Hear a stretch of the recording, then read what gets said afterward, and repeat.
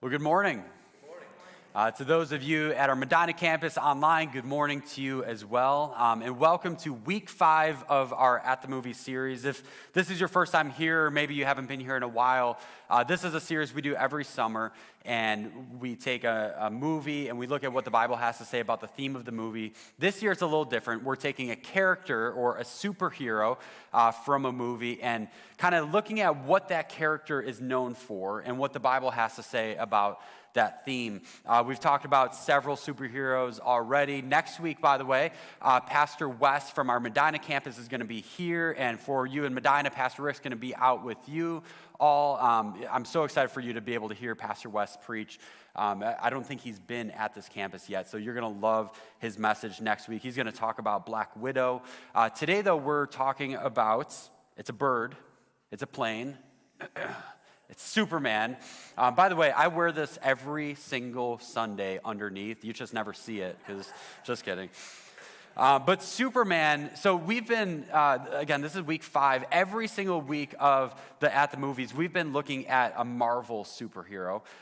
We didn't do that intentionally. It just, those are kind of the more popular superheroes right now. This week, we're deviating from that. We're talking about one from the DC universe, if you know what that means. I barely do. But we're looking at Superman, and just a little bit of background about Superman. He was not a human. He was born on another planet. That planet was about to be destroyed, so his parents, in a last-ditch effort to save their son, sent him in a spaceship when he was a baby out into space. He ends up on Earth, and he's raised by human parents, but he always had these supernatural abilities, these superhero powers. I think he had about 20 different superpowers, by the way. But some of the famous ones that he's known for are his superhuman strength, that's his obvious one, his speed, his intelligence. He had X-ray vision. He had the ability to heal himself, the ability to fly, and several other different superpowers that he had.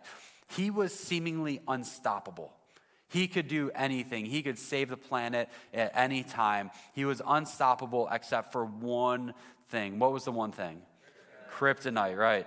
It was some material apparently from his home planet that weakened his powers. If he was near kryptonite, or if there was a weapon with kryptonite or something, it would weaken him and kind of make him like not able to do anything. And here's actually a clip from a Superman movie from 1978. So we're going back in time with this one.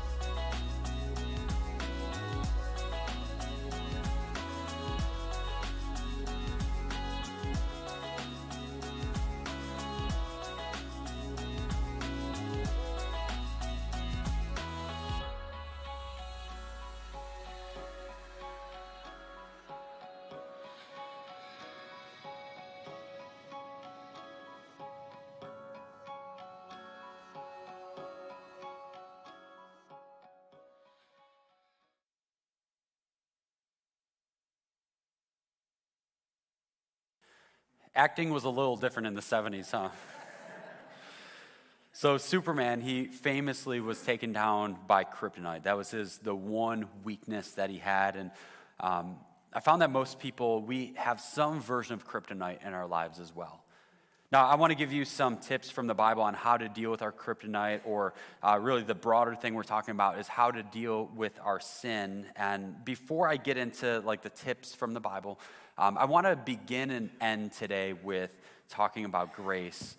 We'll talk about grace at the very end of the message, but I want to bring it up now as well, because anytime we talk about a topic like this where we're kind of digging into the weeds with our sin or our struggles, I know what can happen is it can bring up shame in our lives. And we've talked about this before, how guilt and shame are very different. Guilt is based on what we've done. Shame is based on who we are. Guilt is a good thing to feel. Like, we should feel bad when we do something wrong. But we want to be very careful that it doesn't go from I did bad to I am bad, because Jesus never wants us to feel shame. He wants us to find our identity in Him and Him alone, not in our actions, either good or bad. But I just want to start and end with grace, because as we go through some of these things we're going to talk about, I don't want you to feel shame, and I don't want you to feel alone in your struggles as well. We are not saved by being perfect people. We're saved by Jesus and only by Jesus. We strive to honor God with our lives, but we will struggle with different things over the course of our life. I want to share with you a quote from one of my favorite books that I read years ago. It's a book called Jesus is Greater Than Religion by Jefferson Bethke. And in the book, he says this. He says, "The truth is, we are all going to limp across the finish line to some degree. Of course, there is victory in Jesus, and of course, we are more than conquerors through Christ, as the Apostle Paul says.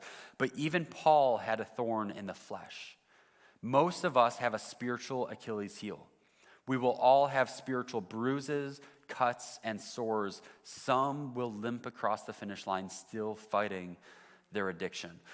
Now, the author here, he is not excusing sin. In fact, if you read the whole book, he's very clear that sin gets in the way of our relationship with God, but he's trying to communicate that living a perfect life is not the goal, nor is living a perfect life possible. It's by the grace of God that we're saved, and it's the grace of God that fills in the gaps of where we are and where we strive to be. So as we talk about sin today, let me first remind you again that we don't get to heaven by being perfect.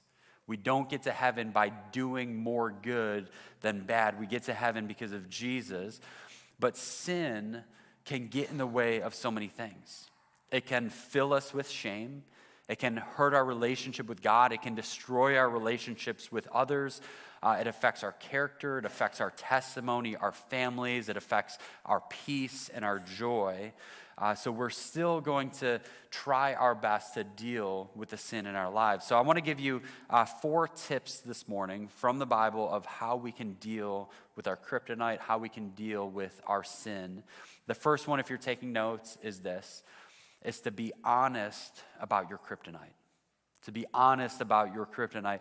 I've always believed that self-awareness is such an important and such a vital first step to overcoming anything. We see it all the time in counseling. If someone clearly has a problem, and everyone from the outside looking in knows this person has a problem, but the person with the problem doesn't recognize that they have a problem, it's almost impossible to help them. Because the first step is self-awareness, knowing that you have a problem. I was listening to a podcast a few weeks ago, and the host was a recovering drug addict, and he was talking about how his wife for years tried to approach him about his problem.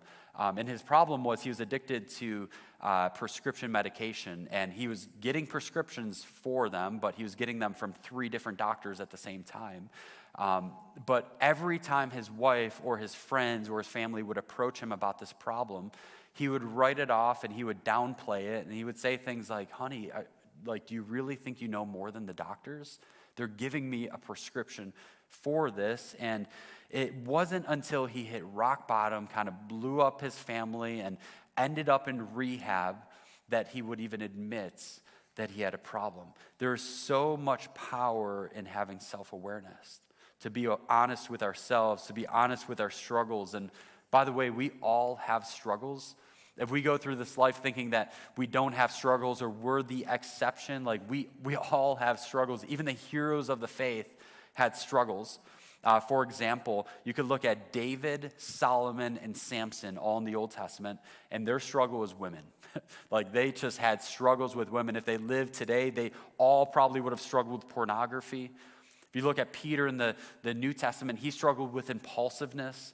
Jacob in the Old Testament struggled with dishonesty. Lot struggled with material wealth. Aaron struggled with peer pressure. Abraham struggled with fear, which led to lying. And the Israelites, just the nation as a whole, struggled with idolatry all throughout their history. One of my kryptonites, and I've shared this before, has always been caring way too much about what other people think of me, wanting to impress others. Now, this is something that I've learned that as you get older, it just becomes less and less of an issue. I learned recently something called the 18-40-60 rule, where when you're 18 years old, you care a lot about what other people think of you. When you're 40, you care very little about what other people think of you. And when you're 60, you realize nobody's thinking of you. And I'm quickly approaching 40. I'll be 36 in less than 3 weeks. And I believe that this is really one of those struggles that just gets easier with time and maturity. But during the peak of this struggle, maybe the biggest thing that helped me was self-awareness. It was like once I became aware that sometimes my actions and my decisions were being driven by how people would accept me or how people would view me. Once I was aware of that, it was easier to change and to have some self-control and to check my motives.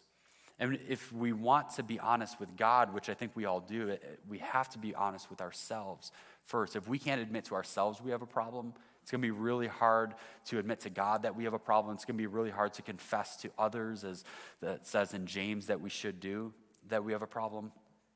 I love these two verses. The first one is the Apostle John. He says this, he says, if we claim to be without sin, we deceive ourselves and the truth is not in us. If we confess our sins, he, talking about God, is faithful and just and will forgive us our sins and purify us from all unrighteousness. Then in Proverbs, it says, whoever conceals their sins does not prosper, but the one who confesses and renounces them finds mercy. So what is it for you? Be honest with yourself. Do you have a problem that you've been downplaying? Is there a sin that keeps showing up in your life? Oftentimes, we know exactly what it is. We're just choosing to lie to ourselves. So what is it? What is the sin or the kryptonite that we need to just be honest with ourselves about? So step one, be honest. The second one, if you're taking notes, is understanding the devil's schemes. Understanding the devil's schemes. Did you know Satan's strategy usually is not to get us to do a really bad thing right away. His strategy is not to take a normal person and make them a Satan worshiper overnight. What his scheme is, or his strategy is to be way more subtle than that.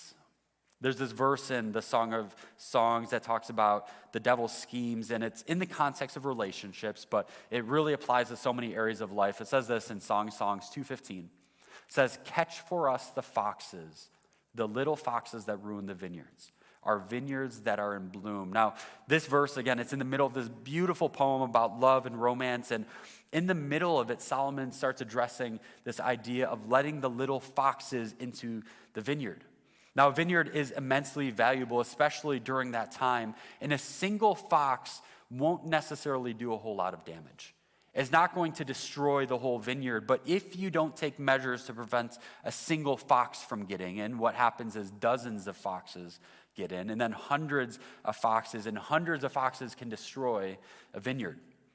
Solomon, the wisest person to ever live, what he's saying is watch out for the little things. It's not one thing that's going to come in and destroy everything.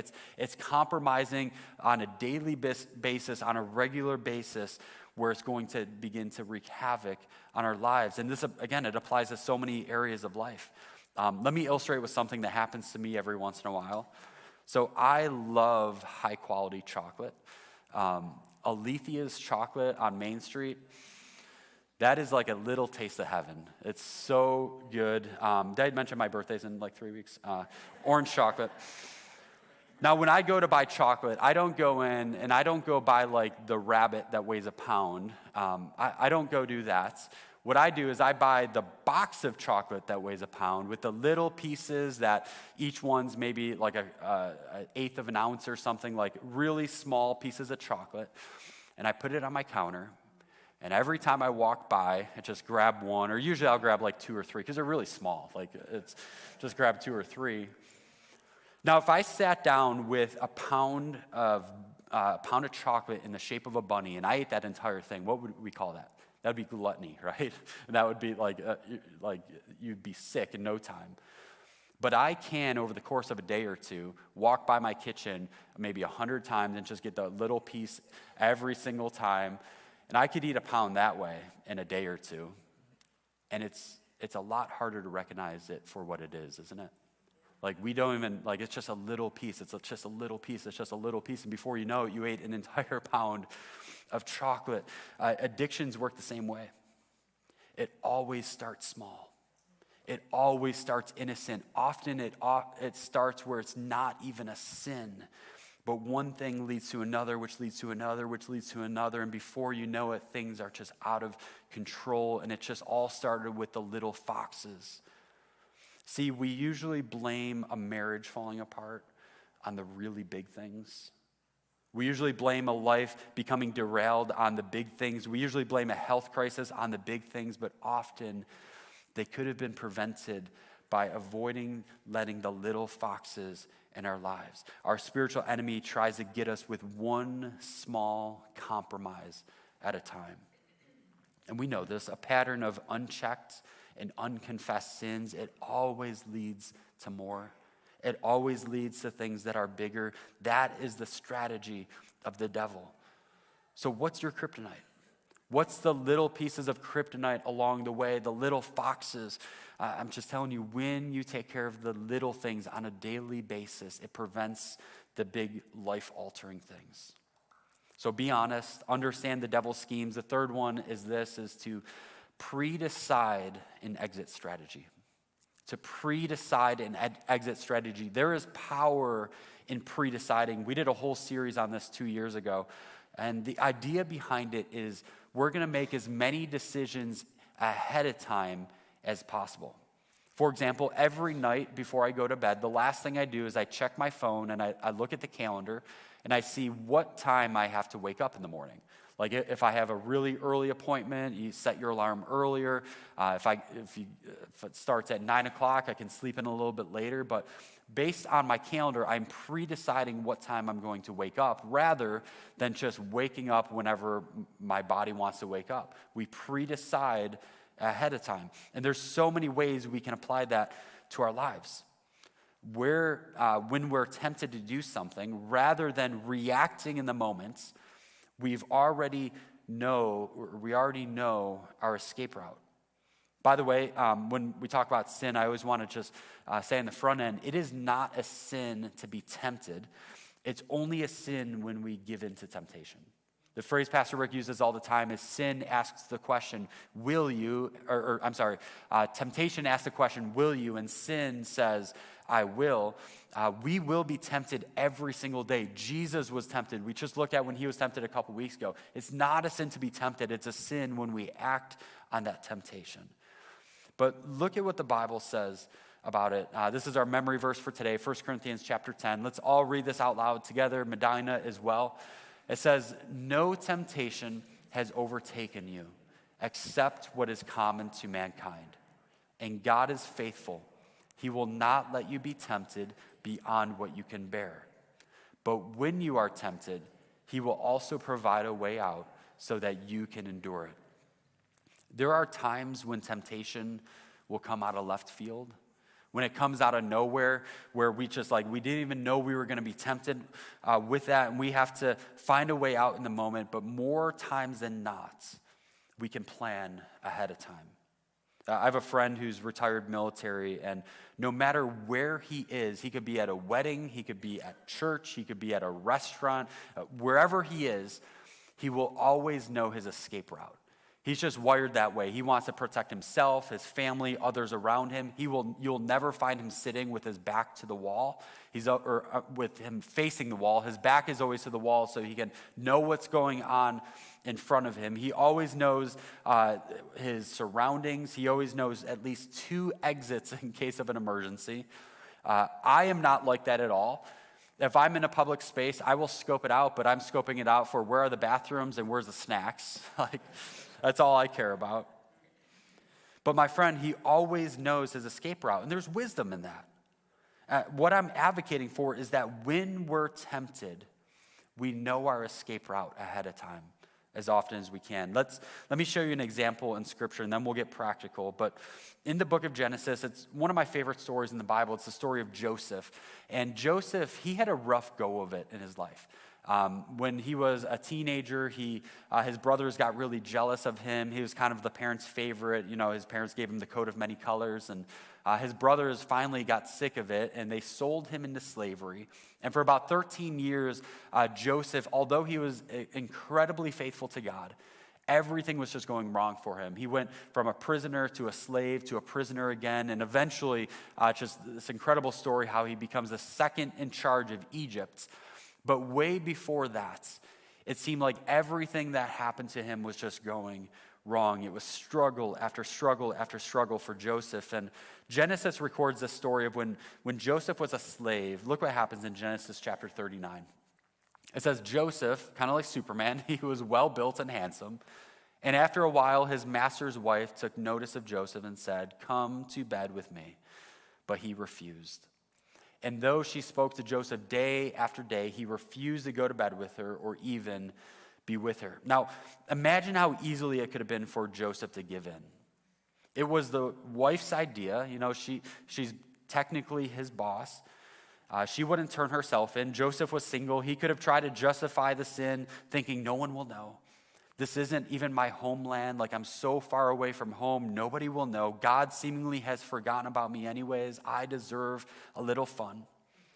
I love what Craig Rochelle said in one of his most recent books. He said, "Don't use your disappointments to justify your disobedience." Is there wisdom in that? Joseph could have justified saying yes to Potiphar's wife, but he made up his mind on the front end that he was going to honor God with his life. So the moment she came on to him, he said no. He didn't wait until the heat of the moments. He said no immediately. And the temptation kept coming. She would constantly reach out to him, and eventually she took it to the next level. In verse 11, it says this, that one day he went into the house to attend to his duties. None of the household servants was inside. It was just them two inside. She caught him by his cloak and said, "Come to bed with me." But he left his cloak in her hand and he ran out of the house. I always love this story of Joseph because it's a story of faithfulness, endurance, and strength. But Joseph wasn't just strong, he was ready. He didn't just fight, he chose to flee. He didn't just react to his circumstances, he pre-decided what he was going to do. He knew his exit strategy. So let's get practical. What are some areas in life that we can pre-decide? Maybe for you, maybe you're just in the season of life where you're single and you're dating and you're not married yet. You're just trying to find your future spouse maybe, and maybe you have a history of dating the wrong type of people. What I would say is pre-decide the type of person that you want to marry. Pre-decide the type of character they're going to have, what's important to them, their priorities. Pre-decide on the front end, make a list, write it down if you have to, but pre-decide the type of person that you want to commit to. Maybe your kryptonite is impulsive spending. Here's an idea. Delete Amazon off your phone. I know it was Prime Day this past week, and hopefully you got some great deals, but if that's a struggle for you, get it off your phone. Put some boundaries in place. Make it so you have to walk to another room and go on your computer if you need to buy something rather, we all know how easy it is. You just search and buy and you don't even feel what it feels like to spend money.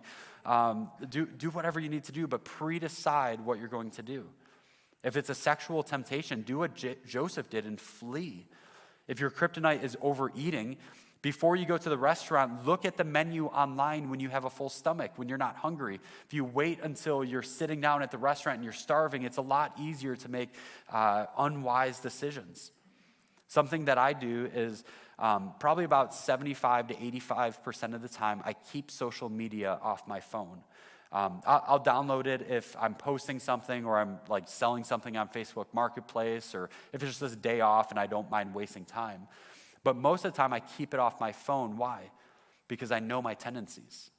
I know I can sit down on my phone and just scroll mindlessly and just waste time doing that. So I've pre-decided that I don't want to carry social media around in my pocket all the time. I'll keep it on my iPad. I'll keep it on my computer. So I have to make the conscious decision to go into another room, get it, and then check it. But I don't want to spend every extra minute I have just checking social media. I've pre-decided to keep it off. So what are we going to do? We're going to react when we have to. Again, sometimes temptations will come out of left field. We'll react when we have to, but we'll pre-decide as often as we can, knowing that God will always provide a way out when we're tempted. The more we know the way out ahead of time, though, the better.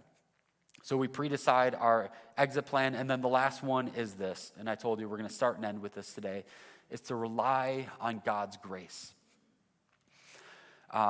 Here's why I wanted to bring this up again, is we will not get this right all the time. We will make mistakes. We will do things that we feel guilty about. We are not going to live perfect lives. Let me show you one of the most encouraging passages in all of the Bible. It's Hebrews chapter 4. The author says, "Therefore, since we have a great high priest who has ascended into heaven, Jesus the Son of God, let us hold firmly to the faith we profess. For we do not have a high priest who is unable to empathize with our weaknesses, but we have one who has been tempted in every way, just as we are." Pause here for just a moment. One thing that Satan will always try and get you to believe is that you have to deal with your kryptonite on your own, that you're the only one struggling with it, and it's simply not true. You are not alone. I guarantee you, whatever the struggle is, more people than you realize struggle with the same thing. There are people in this room that are going through the same things that you're going through. People just don't like talking about their struggles. People don't like talking about their sin. And not only that, but Jesus, it says, was tempted in the exact same ways that we are. And it says, yet he did not sin. It continues. It says, let us then approach God's throne of grace with confidence. Even in our struggles, even in our sin, we approach it with confidence so that we may receive mercy and find grace to help us in our time of need. At one point, the Apostle Paul, he was talking about a weakness that he had. And it doesn't tell us exactly what the weakness was. Chances are it wasn't a sin. It was either a physical ailment or just him dealing with religious leaders that were opposing him. But what Paul says can be applied to any weakness that we have. Anytime we need the grace of God, what Paul says is truth. So Paul, he pleads with God 3 times to take this, what he calls his thorn in the flesh, away. He pleads with God to take it away. And maybe you've been in the same boat. Maybe for you, you've pleaded with God to take away your struggle, to take away your addiction, to take away your despair. And look at how God responds to Paul. Paul says, but God said to me, my grace is sufficient for you. My power is made perfect in weakness. For when I am weak, then I am strong. So when I was 20 years old, I went skydiving, and it was an incredible experience. I was so excited to skydive that day that I showed up an hour earlier than I needed to. Which I tend to show up like 10 minutes early for things as often as I can, but I was so excited. I was there an hour early, and the pilot wasn't even there yet. So I'm just kind of waiting in the room where they show you the instructional video and all that. And while I'm waiting to skydive, I see one of the guys working there, and he's folding parachutes. And I was talking to him and just about the process, and I was watching how intricately he had to fold this parachute. And as you can imagine, they don't just stuff the parachute into the bag. Every single fold is intentional. Every single fold and wrapping it and rolling it is in a way so that when you pull the cord, the parachute opens quickly, safely, and cleanly. And you have to be trained in how to do this. You can only pack a parachute if it's your own parachute or if you're someone who's certified to do it. But every once in a while, something goes wrong with a parachute. In fact, 1 out of every about 700 jumps, something will go wrong with the parachute. It will fail, it will get tangled, it won't open properly. But every person who jumps out of an airplane has 2 parachutes on their back. The primary one is packed, again, by either yourself or someone who's trained to do it. But the second one, you cannot touch that parachute. You cannot open that parachute. You cannot pack it. You cannot inspect it. The only person who can pack that parachute is a professional rigger who has to go through special certifications. When they pack it, they have to seal it and stamp it. You can't open it. You can't look at it. It can only be touched by a professional rigger. It has to be repacked and inspected every 180 days.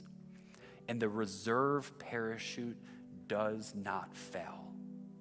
In fact, the only time that both of them will go wrong is if it's a user error. Either you didn't cut away from the first one properly or you just weren't able to cut away the first one. But the reserve parachute does not fail. Even if you are knocked unconscious, it will automatically deploy at 500 feet. In fact, when I was jumping, the group that went right in front of me, I watched as he had to cut away his primary chute and use the reserve chute. Talk about increasing the anxiety before something. Like how often does this happen? A skydiver will do their best to pack their parachute. They will never cut corners. They will never take shortcuts. They will do everything they can to make sure their parachute is packed properly. But when they occasionally mess up, the reserve parachute will save them. And we're going to do the same. Just like they do their very best to pack the parachute, we're going to do our very best. We're going to act with wisdom. We're going to do our best to honor God with our lives. We're not going to try to abuse the grace of God. Paul directly talks about that. We're not going to go on sinning just because we know that we have the grace of God. But the truth is we will mess up. We will make mistakes. And we have the grace of God always available to us. It never runs out. It never fails. It is always there for us for when we mess up. We have that reserve parachute. We have the grace of God. So I don't know where you are at today. You might be in the middle of it. You might be trying to work your way out of whatever struggle it is. I just want to encourage you. There are some things you can do, but you always have the grace of God to fill in the gaps when we mess up. It is always available to us. And maybe you're here today and you've never accepted that free gift of grace. I want to just give you an opportunity to do that. Again, we said it in the beginning, but the Bible is clear that we are not saved by our own actions. We don't go to heaven because we did more good than we did bad. We go to heaven only because of the grace of God. The Bible says we are saved by grace and through faith. All we have to do on our end is put our faith into Jesus. And over time, he will help us with that grace. He will help us clean up things that we know we need to clean up in our lives. But we are not saved when we clean up our lives. We're saved the moments we put our faith in him. And I want to give you an opportunity to do that today. So if you would just close your eyes and bow your heads. If that's you today, if you've never accepted that free gift of God, or maybe you've wandered away and you just need to come back to the Father, just pray something like this in your heart.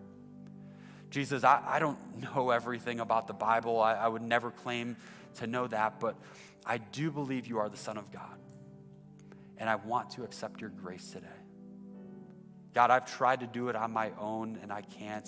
I need your grace in my life to fill in the gaps for me. God, I accept you into my heart. I ask that you would have your way with my heart. God, make me new. Help me to overcome the things that I've been struggling with. God, but I'm going to do my best to honor you with my life. God, to change the things I need to change and to walk in fellowship with you. And if that's you today, the Bible talks about making our decisions to follow him public. And I'm not going to ask you to stand up or come to the front or anything. But if you would take this first step of just raising your hand in acknowledgement that you accepted God's grace today, just go ahead and raise your hand now. Thank you. Anyone else? Thank you. Thank you. Jesus, I thank you so much for the lives that you change on a daily basis. I thank you for your grace that, God, we need every day. It's not a one-time thing. We need it every single day of our lives. God, we thank you that it's always available to us. I pray for everyone in this room and watching online at our Medina campus. God, I pray that you would help us with our kryptonites. God, that you would help us with our sin, but we are so thankful for that reserve parachute, God. We're so thankful for your son.